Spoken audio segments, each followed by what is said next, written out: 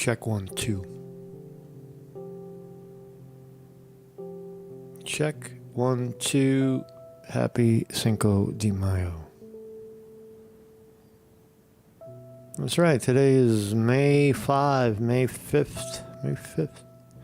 In the year 2023, Cinco de Mayo. Cinco de Mayo. It's also another holiday, a fancy Buddhist holiday called Vesak. Vesak. That's so popular I can't pronounce it. Vesak. It was the cumulative birth, death, and enlightenment of the Buddha. That's right. All three wrapped into one. One big holiday. Cinco de Mayo. What is it? Is it time to drink beer? As some Americans will do? Or is it something else? Welcome, everybody. Welcome. Happy Friday to you. My name is Marcus Conte. Welcome to the program. Welcome to the show. Welcome. Hi. Hi, everybody. Cinco de Mayo. Break out the six-pack of beer, right? And start popping beer. Is that what people do on Cinco de Mayo?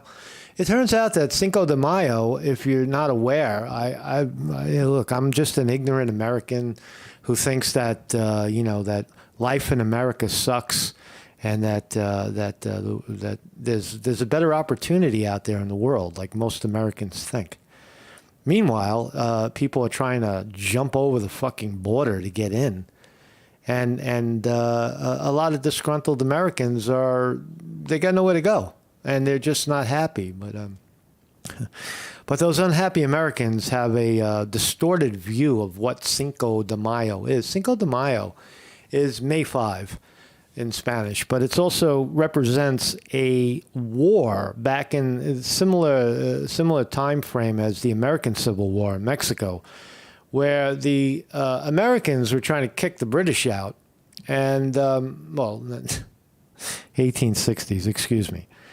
The Americans had already been established for 100 years. Lincoln was in the slot, but the Mexicans were still fighting off the French, and the French were also the Americans were also pumping the Mexicans with money to kick the French out.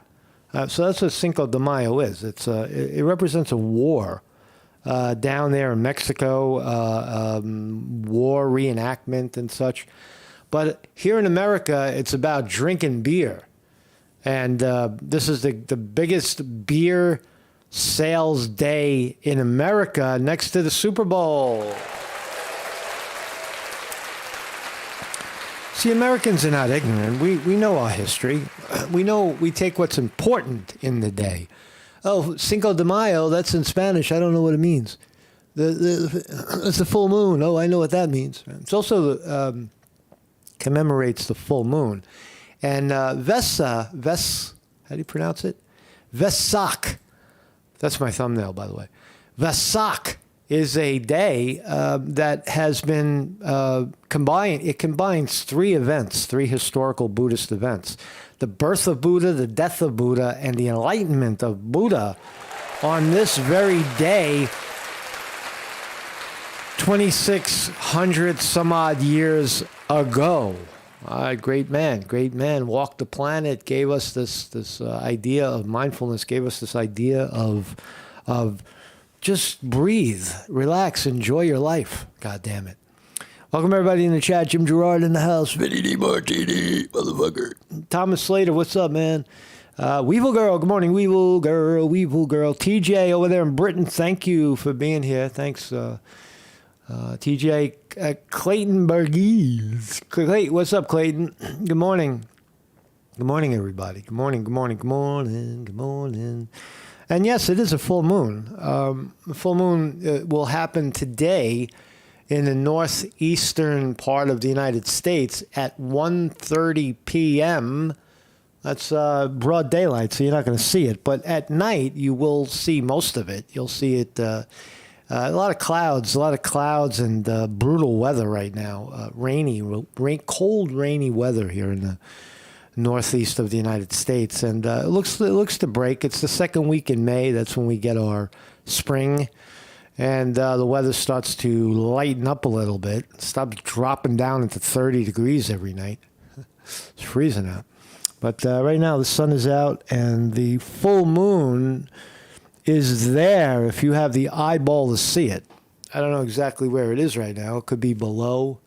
It could be above. I don't know. I don't know where it is. But tonight, if you take a look out your window, you will see a full moon. Full moon. So let me just make sure we're rolling here. We are rolling. We are rolling. Rainy weather here in the northeast. No, don't.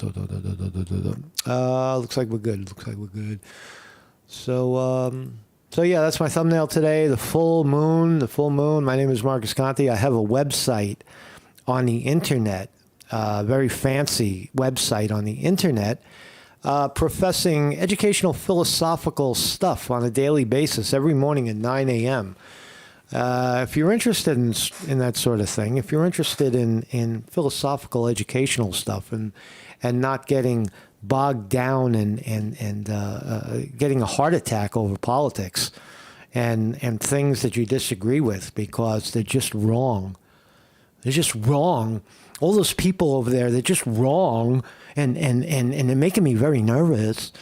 If you're one of those people, you're in the right place, because this is a no politics zone.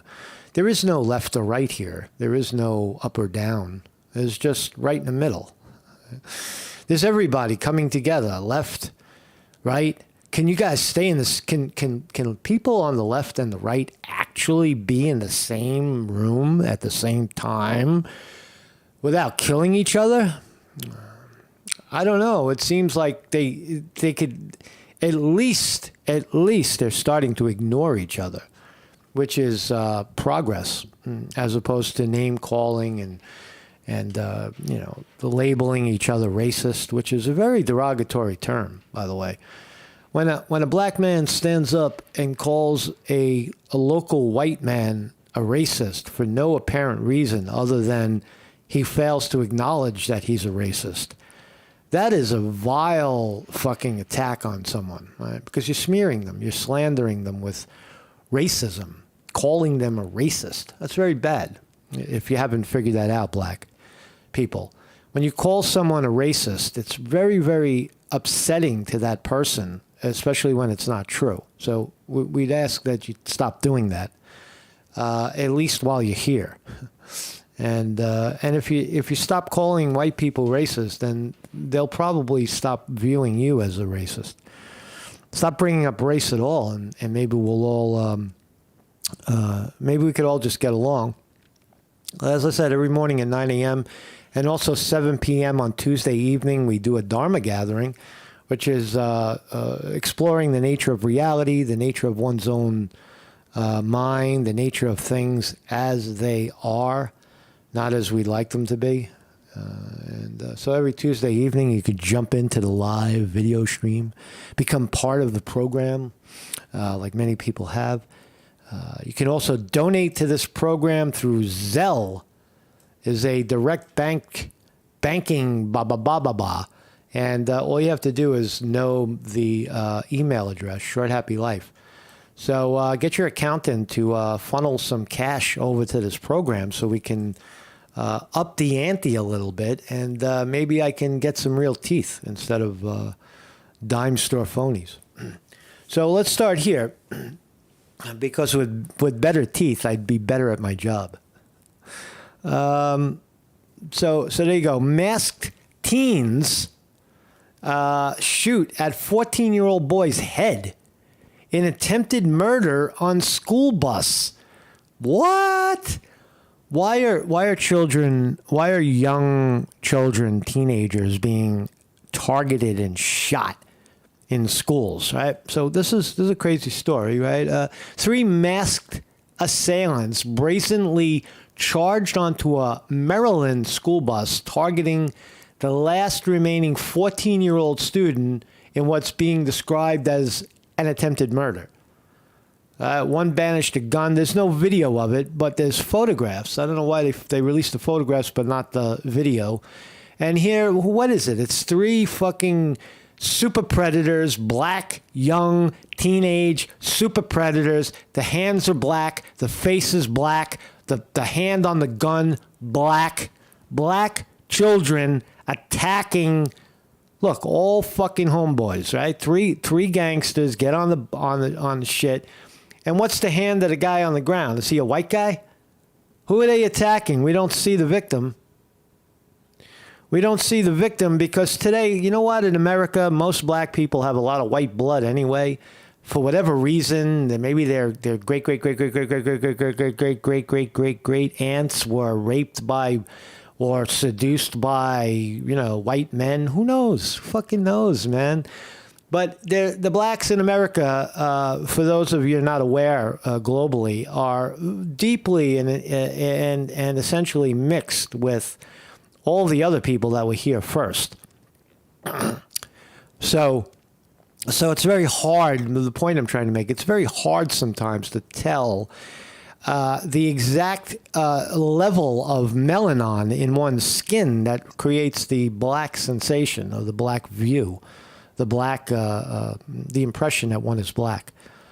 But I'll say I'll gamble and I'll say that the hand is looking kind of white on the ground.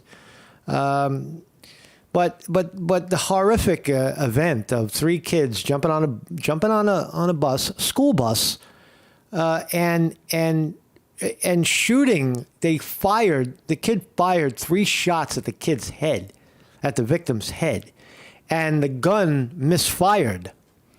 I don't know how that's possible, but they said that the bullets flew out the gun. As he was pulling the trigger, the intact bullets flew out the other side of the gun. I don't know how that's even possible because I don't know much about guns. I don't play with them. And it terrified everybody. The driver doesn't want to. The driver of the school bus, he ain't going back to work. They're scared shit, right? But what causes it? That's just, it's super predatorship, right? Keep running the race narrative, mainstream media. Keep aggravating people with this. And you see these kids, they think they have a free pass. A free pass. See, nobody likes us. They think we're fucking animals. Or whatever the reason is. But that's the fact. That's what's actually happening right now in front of you, right? Is it drug related? Is it some sort of bullshit about who can sell pot over here and who looked at whose girlfriend? Who fucking knows, man? But it's a scary situation. Over there in Ukraine, this is how they handle it, right? So we have a flag, right? I always have the American flag somewhere in the background. It's over there. I'll put it up again later. But they had a conference somewhere in I believe it's community. The Ukrainians and the Russians came together, and this dirty old Russian guy. Watch the video. This dirty old Russian guy is going to do a flag snatch. He's going to do a flag snatch. Watch. So he snatched the Ukraine flag, and watch the guy right behind him. Watch what happens to him. So you're walking peacefully and you snatch the guy. It was in his hand. Oh, that's something I missed. I didn't notice that. The guy was holding the Ukraine flag. He was holding the Ukraine flag up. I thought it was just there. I'm seeing it differently right now. But okay, so you've got a guy at a parliamentary, a member of parliament, Ukraine parliament, holding up a Ukraine flag. And some Russian mother effer comes along and rips the flag out of his hand. And watch what happens. Give me that flag, motherfucker. Watch this. Bang, pow. That's what you get.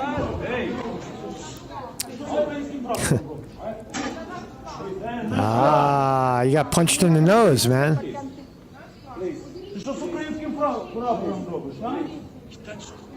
Keep your hands off my flag, motherfucker. I'll translate. Please, no fight. Please, no fight. No fight. We're gonna fight for the race. You want to fight with me? I fucking kill you. Please. Yes. So who's right there, right? You're swinging your country flag, and some jerk off pulls it out of your hand, and he expects to get away with it. What does he do? He got cracked in his face. Totally appropriate. He lost his glasses. Sorry, Charlie. I think he went kind of light on him too because he's an older guy.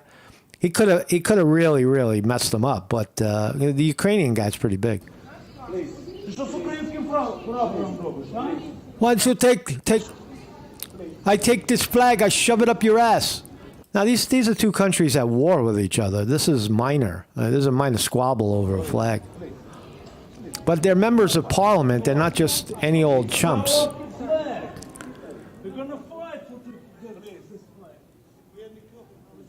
You're going to fight over this flag. Pretty heavy, right? Pretty heavy. Let's watch the punch one more time. Pow! Take this, you motherfucker. So anyway, man, that's how they handle it in the Ukraine. That's pretty cool, right? It's pretty cool. We should do that here, right? Imagine if Joe Biden got punched in the face for grabbing the fucking American flag out of, I don't know, Trump's hand or something. That'd be pretty heavy. I wanted to talk about Venezuela. I disagree with America's policy in Venezuela. I think that it's a scam. The headline is, I met Venezuelans who are scamming the asylum system in mass to get into the U.S. All right, that may be the case. But why are Venezuelans fleeing Venezuela? Why? Oh, yes, it's socialism. It's Maduro and Cesar Chavez, the socialists that were trying to give gas and food and natural resources to all of the people of Venezuela equally to make them share in the prosperity of the country. And for that, the United States and big oil sanctioned the high fucking shit out of Venezuela, making it almost impossible to make a living on an international stage. The United States created the problem in Venezuela because they disagreed with Maduro following the policies of the then Chavez. And then, of course, the smear. It's socialism, you see? It doesn't work. It doesn't work because you've got the United States bullying the fucking shit out of them. If there were no, first of all, if there were no sanctions in Venezuela, meaning that Venezuelan people can come and go as they please, and they could trade with other nations and the United States equally without any prosecution from the Americans, right? That system as well is breaking down because China and Russia are freely trading with Venezuela. But the United States creates the problem because it's in our backyard, per se. So the point I'm trying to make is that the power vacuum that you see in Venezuela, the problem is not a humanitarian problem. It's a political problem with the United States creating that problem. Now, you might disagree with that and say, oh, it's fucking, I told you, man, it's socialism. See, this guy, this fucking Conti guy, he's got no teeth, and he lost his teeth, and he lost his mind, and he thinks that Venezuela is a free country, and they meanwhile, Maduro's eating their kids, and it's all a lie. Right? This has all been exposed before. This is all old news. There's nothing in Venezuela that's essentially bad about the country. There's no humanitarian crises. There's no political prosecution or any of that stuff. It's a coup, an attempted coup by the United States to get rid of their president, Maduro, and install Juan Guaido, right? To install Juan Guaido, which failed. Right? Remember Juan Guaido and his beautiful 27-year-old wife? So that's the background on Venezuela, whether you believe it or not, or fail to, or care to view it that way. Venezuelans are one of the highest volume immigrant nationalities to have crossed the southern border during the historic mass migration crises. Now in its third year, 5 million foreign nationals crossing the border. All right. Americans, we don't like that. We don't like that you're flooding the Mexican border because you're diluting the workforce here in America. And shit is a little rough right now for most Americans, and we don't want to share it with some jackoff that crosses the border. So why are the Venezuelan people coming here if their life is so wonderful and they're not under political prosecution? Well, they're in search of a better life. Most of the Venezuelan people that flee Venezuela go to Ecuador. They go to all of Colombia, Brazil. They go to all the surrounding nations. I don't know about Brazil, but they go to the surrounding nations, and then they prosper. They live there 5 years, 10 years, and a lot of them are doing well. They're doing better than they were in Venezuela. They take some of the money that they have and send it to Venezuela and live an okay life. But if they did that here, if they were here doing the same thing, sending the money back to Venezuela, they would have a lot more money to send back, right? That's the point. So, again, the United States creates this horrible fucking sanction on Venezuela, and the educated and the smart and the entrepreneurial leave in search of a better life and make that money and send it back to their relatives and friends in Venezuela, which is actually illegal from the United States. To send money to Venezuela is illegal. That's part of the sanction. So if you have a family member here and you have family in Venezuela, you can't send the money legitimately or legally. All right? So this is what sanctions look like in the modern age.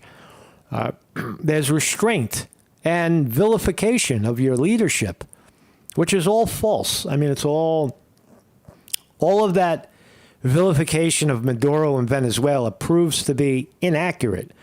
There are no food shortages. There are no political prosecutions. There's a problem with trade, that Venezuelans have been penalized because of the resources under their feet.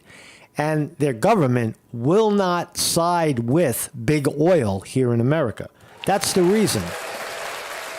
Venezuela won't side with big American, big Western BP oil and OPEC. And so for that, they're vilified. They're condemned and attacked. And the people, some of the smart people that realize life is short, hey, let's just get the fuck out of here, We could still be Venezuelan, but let's go to America and make more, make something more of our lives. So that's what's happening. A lot of the Venezuelan people, look, they come with designer shirts, and a lot of them fly to the border of the southern border and use some sort of, loophole to get in. Yeah, I'm under political prosecution, which is not true. But the Biden administration acknowledges that Venezuela is prosecuting their people, so that's all you have to say. See, we create that for Venezuelans. We create the illusion that Maduro is prosecuting them for some bizarre, ununderstandable reason. And then what do? They use that as an excuse to enter into the United States. He wants to kill us. And the jerk-offs on the American border say, yes, that's in the policy, the American policy, the sanctions. And that's all you have to do is say you're under political attack in your country or some other country that you fled to, and they'll let you in.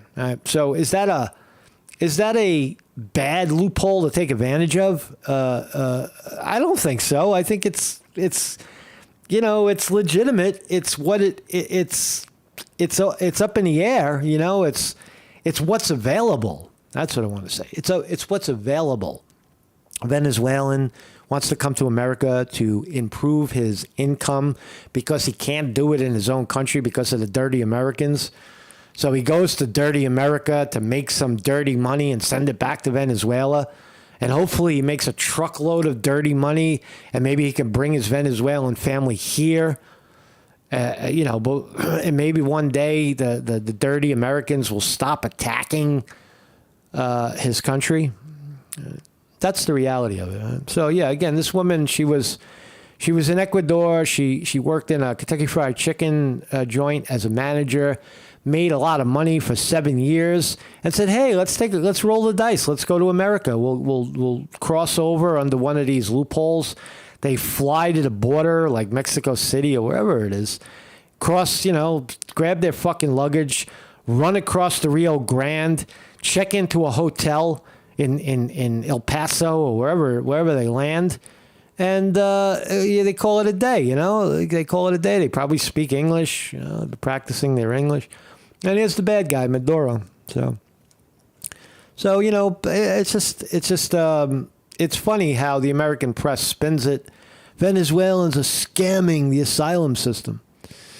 I don't know. I think you would do the same thing if you, all things considered, most of us would probably, do the same thing if we had the opportunity. If life was really, really shitty here in America, as we say it is, and right across the border there was double, triple, and quadruple incomes to be made, a lot of people would flee. A lot of the smart people would be out the door in a fucking heartbeat. So stop the propaganda, America. So that's the reality of Venezuela. Yeah, these are some of the executive orders you see. Executive order recognizes swearing that President Juan Guaido. Remember when they declared Juan Guaido the king? In 2004, anybody, I don't know. There's just a list of all the sanctions right here. If you're interested, this is on state.gov website.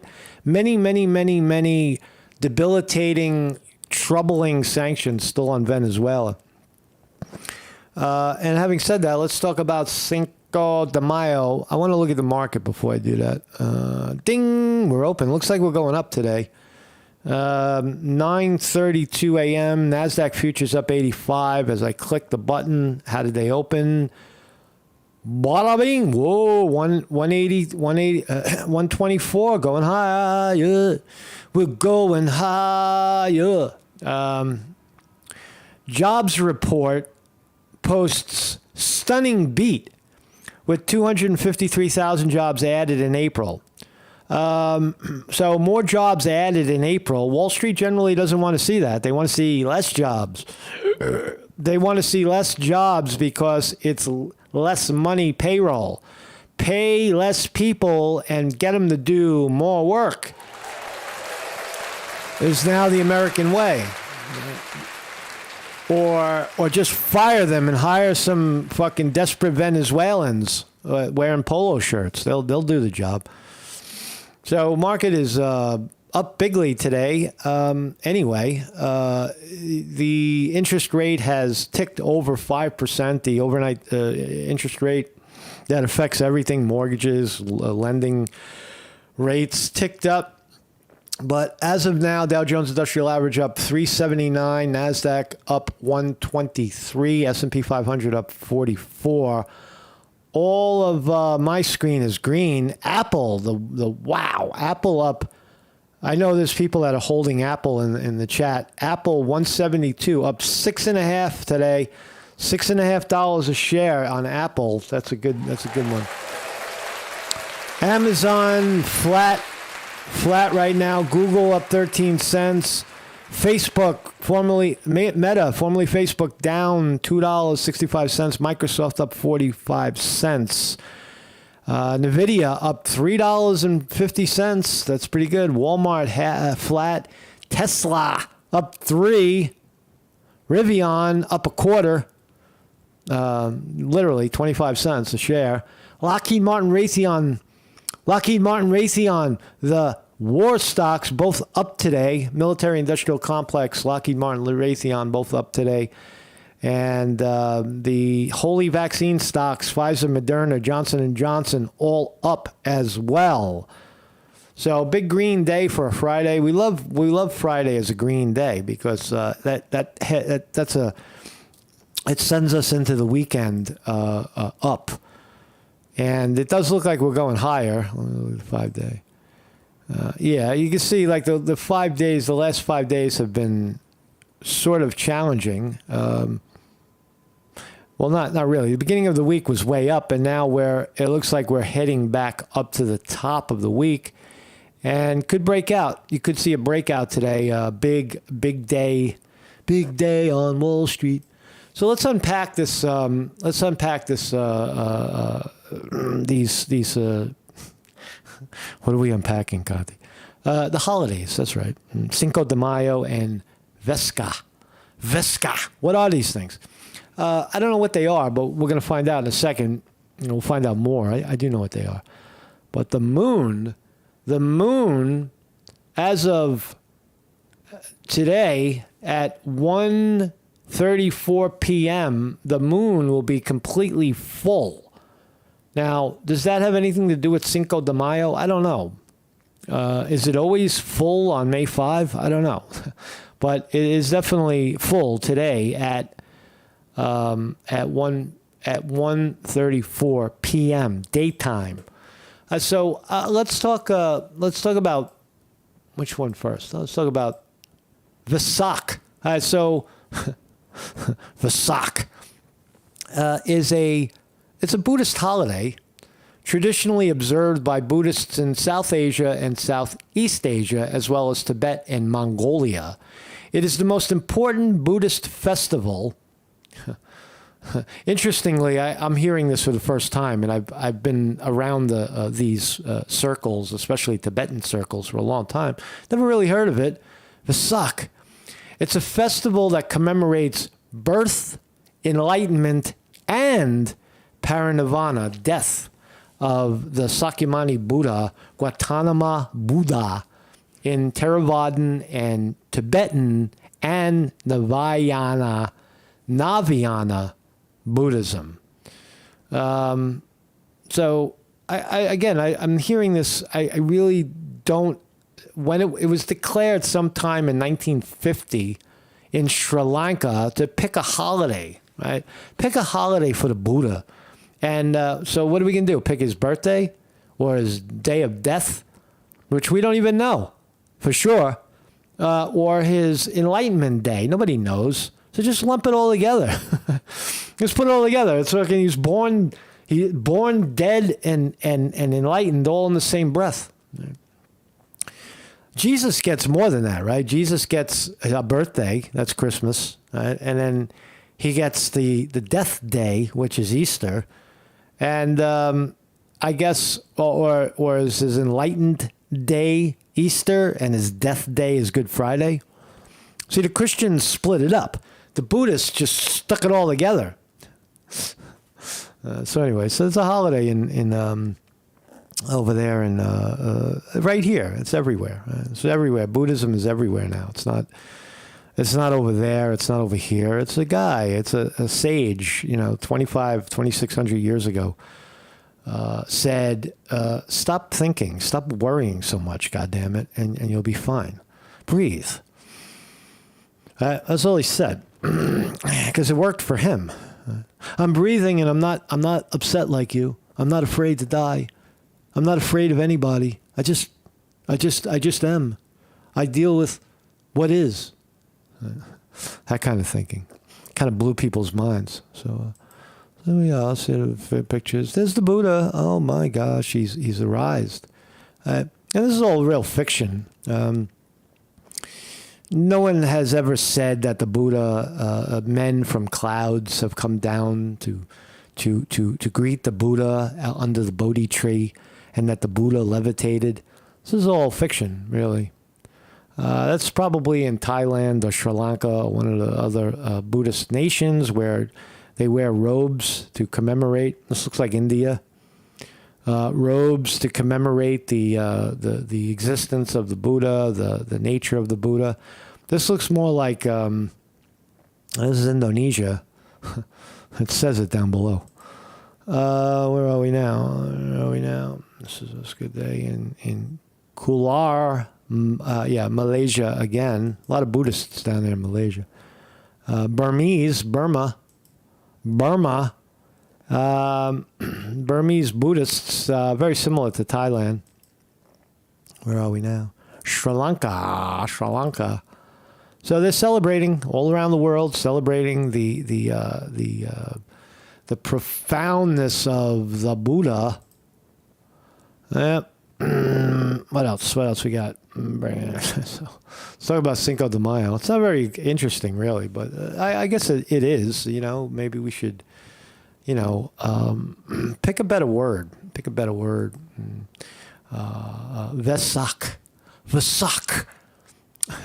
Why don't you pick Buddha Day, right? Buddha Day. That would be more digestible.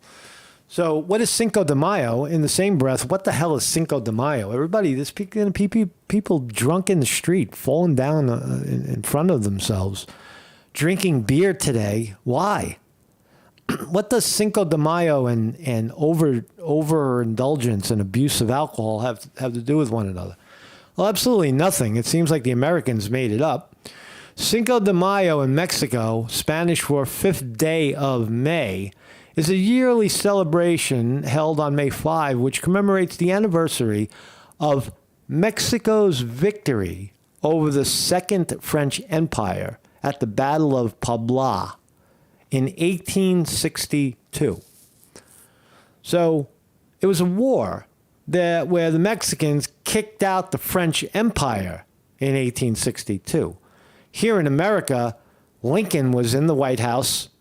Right? It was Abraham Lincoln, 1962.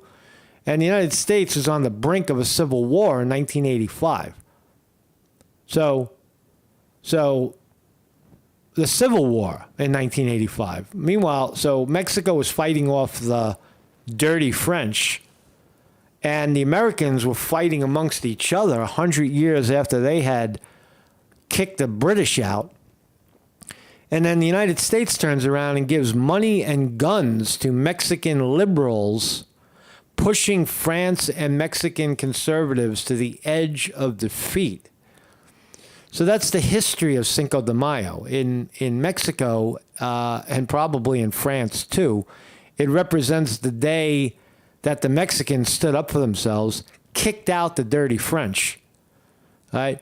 But here in America, more popular in the United States than Mexico, Cinco de Mayo has become associated with the celebration of Mexican-American culture. Well, I got news for you, world. Hello, world. Most Americans don't celebrate anything Mexican at all unless you are from Mexico. Unless you're of Mexican descent in America, most Americans don't like Mexicans. They think that the Mexicans are coming here to take their jobs and their opportunity and such, right? So there's no real Americans celebrating Mexican-American culture. Or maybe they are. I don't know. Celebrations began in California, where they have been observed since 1863. The day gained nationwide popularity beyond those of Mexican-American heritage in 1980 to advertise beer, wine, and tequila. Right? Today, Cinco de Mayo generates beer sales on par with the Super Bowl. So you've been duped. Cinco de Mayo is, it's not a beer drinking day. It's a day, I don't know, the Mexicans, is there any Mexicans in the chat? Is there anything that is remotely, is there anything that remotely points to overconsumption of alcohol and or simple consumption of alcohol and this particular war where they kicked the French out? I don't think you'd find anything like that. Right? So it goes on to describe the French invasion and Mexican victory, ultimate victory. Events after the battle. Mexican victory, however, was short-lived. A year later, 30,000 French troops were able to defeat the Mexican army, capture Mexico City, and install Emperor Maximilian I as ruler of Mexico.